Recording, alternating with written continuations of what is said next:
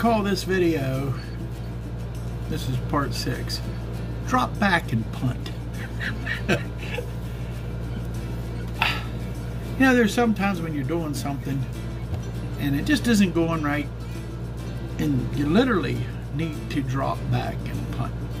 Now I started to paint and I was going to do it all with airbrush, and I thought, boy, this will be really turn out nice, and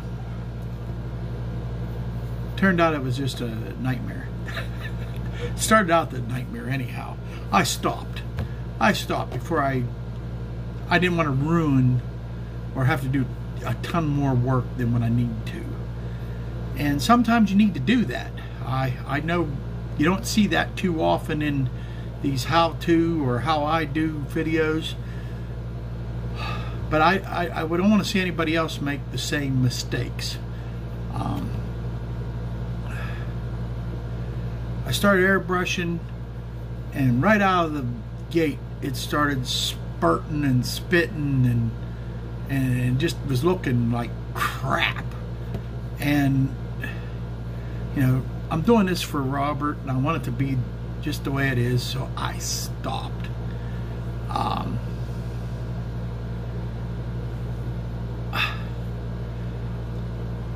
So after I cleaned up my brush and put it back away. My airbrush, I just said, that's, you know, we got to try something different. So I talked it over with Robert a little bit, who has a lot of experience airbrushing and stuff, and he said that he just thinks that there was a piece of dirt or something in the airbrush.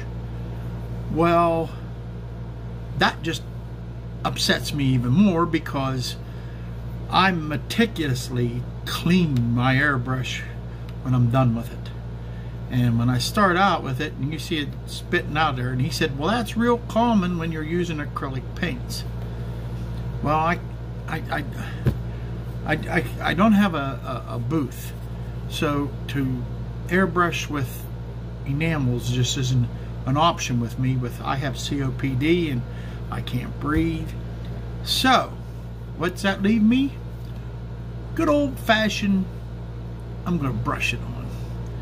Now I'm going to show you some of the things that I do that makes it look, I think, a little bit better on a building.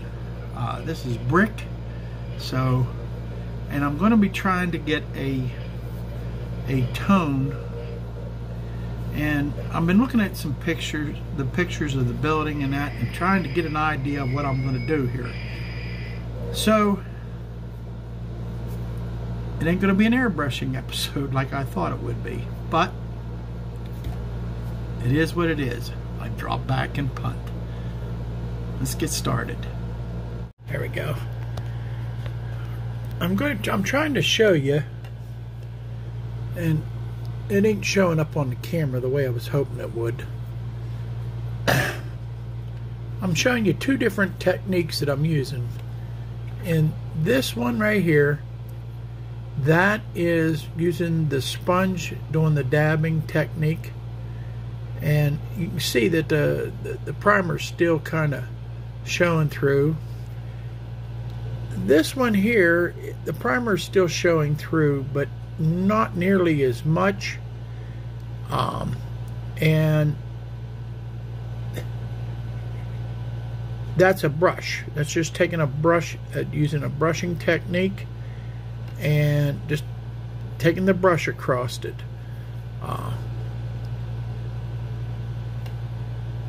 Both of these is 3 coats,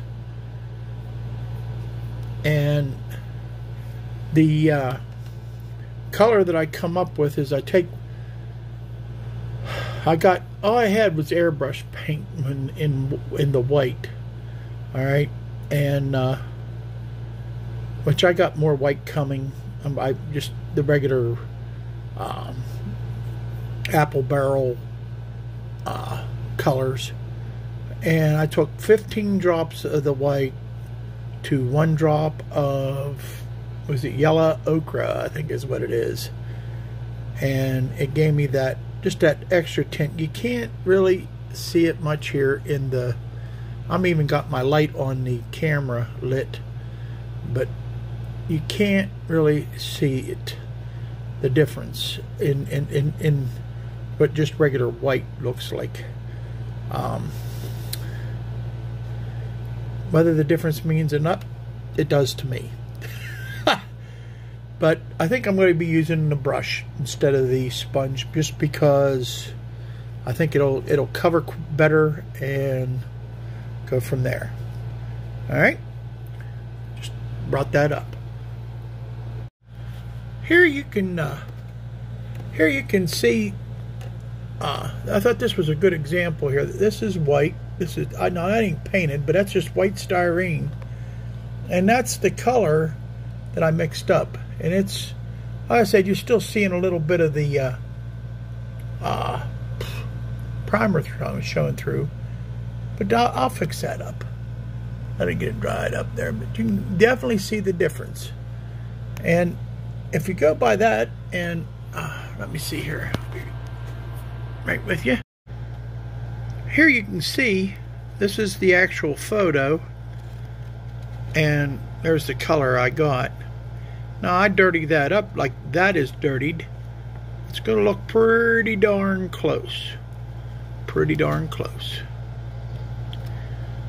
And that's what I've been trying to achieve. So, like I said, I will dirty that up too. So, that's one of the last steps I do. So, alrighty. Alrighty. Alright. I ran out of paint. Gotta wait till I get my paint. But if you can see the difference in colors. These need quite a few more coats.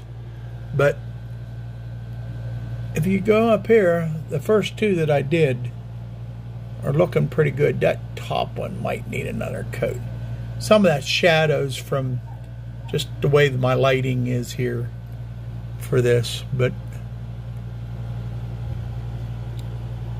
it's coming along.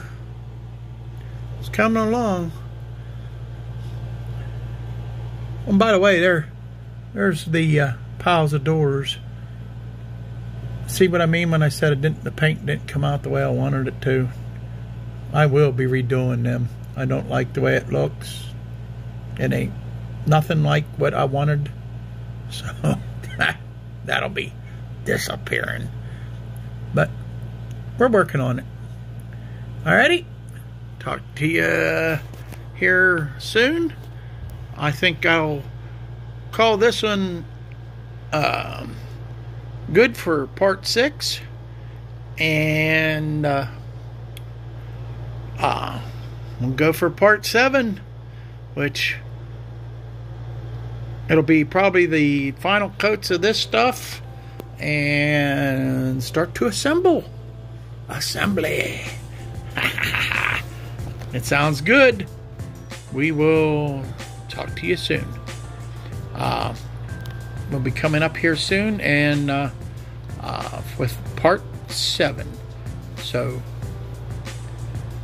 I will like to say thank you for watching, and may the Lord's face shine upon you and give you peace.